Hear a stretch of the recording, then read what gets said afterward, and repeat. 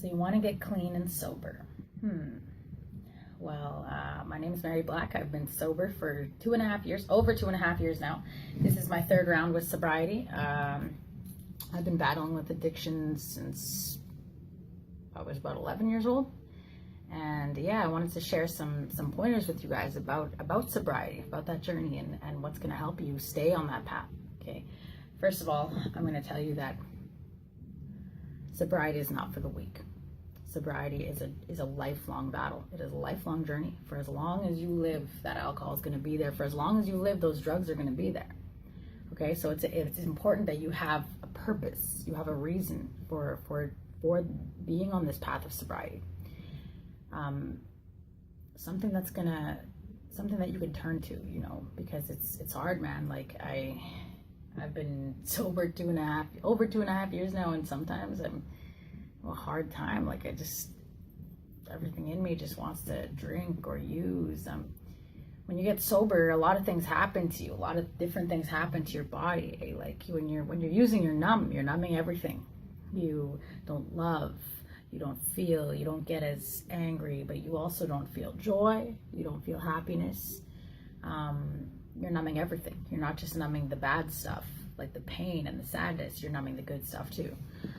So one of the things you'll find on this journey is that you feel everything so much more all the time. And sometimes it just feels like an emotional roller coaster, I feel so much love in my heart, but at the same time, when I do feel that sadness, and it comes, like I've battled addiction for like 10 years. So when it comes, it is heavy.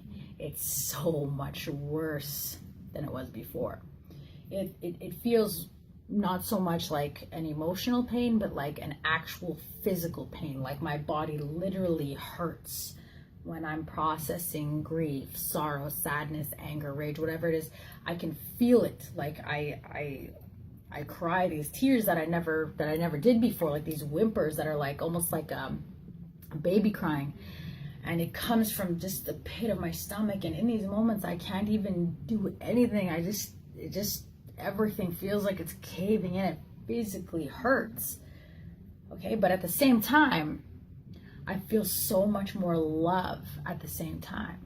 I feel like my heart is just bursting with love. Like I'm literally I am love. I'm radiating love out of my being. I want to be close to my family. I want to hug them. I want to show them love and express that to them all the time. Okay, so that's one of the things that happens when you start your journey with sobriety, right? You become awake. It's like you were sleeping for a really long time and suddenly you're just awake, and you feel everything so much more. And I know you're probably hoping that at some point you're going to reach a point in time when you don't have cravings anymore. And you know what? I'm sad to say that apparently never happens. I know many people that are sober and in their journey of sobriety, they say that those cravings still exist. After 20 years, 30 years, 40 years, those cravings are still there sometimes. And sometimes you can fight a battle for a year or two straight, just wanting to drink every day, wanting to use every day, feeling like you're starting all over again. I mean, there's periods of time where weeks go by, months go by, and I feel great, and I feel strong. And even when I'm sad, I know I don't have the urge to use. But then there's other times when it just feels like it's day one all over again. Like I just quit yesterday, like going through withdrawals almost again. So you gotta have something. You gotta have a plan, something that you're gonna do, people that you can turn to that are gonna be there for you in those moments, because you're gonna want to drink. You're going to want to use, it's going to happen. There's going to be, life happens and things happen, and your heart is going to ache, especially since you've been numbing it for creator knows how long, how many years, and all those things that happened to you while you were using, any sort of traumas or pain or painful experiences that have happened to you while you were using, your body has to process that. Your body, your mind, your spirit, your heart, it all has to process that pain, and it's gonna come. And when it does come, you have to have something in place. What are you gonna turn to when you want to use, when you want to pick up pills or coke or whatever it is? What are you gonna do? because that's always going to be there. Those cravings will always exist. And the crappy thing is you can always go to the store and buy a bottle of liquor, right? That's always going to be there. So for me, I fell off 3 times. This is my 3rd time being sober. And when I came to this point, I realized, Creator saved me. Creator saved my life so many times. I shouldn't even be here right now. I shouldn't be alive right now. There's no reason why. But I kept thinking, like, what is it? What's missing? Why do I keep falling off? And you know what it is for me? It's prayer. I didn't have prayer before when I was sober. I didn't pray. I wasn't connected to my culture. I didn't have ceremonies. I didn't have the drum. I didn't have smudging. I didn't have that kind of stuff. So for me, when I'm really weak, I know I can pray, and that will always be there.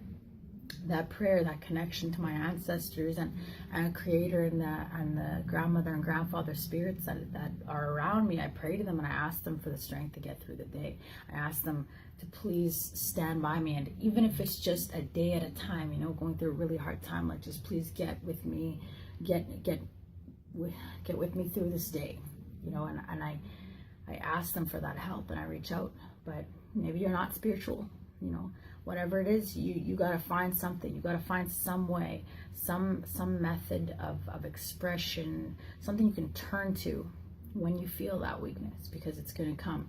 And sometimes, especially in the beginning, it'll be more often than not. Sometimes I don't stop crying, and I cry all the time. It's like, I heard an elder say once that since he started his healing journey, he hadn't stopped crying. And that's the same for me. Like, I cry all the time, and I feel so much, and it's just like, when does this get easier, but apparently sometimes it doesn't really.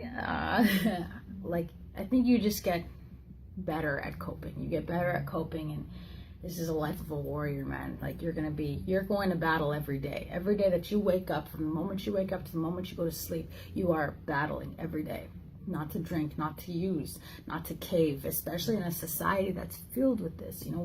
We're surrounded by addictions. We're surrounded by this kind of stuff every day. So to make a commitment like that is a lifelong commitment. You gotta surround yourself with people who think the same way, people who are on the same path as you. If you ever need somebody, reach out. I'm here. We all got to support each other on this journey of sobriety. That's just a couple thoughts for the day. Which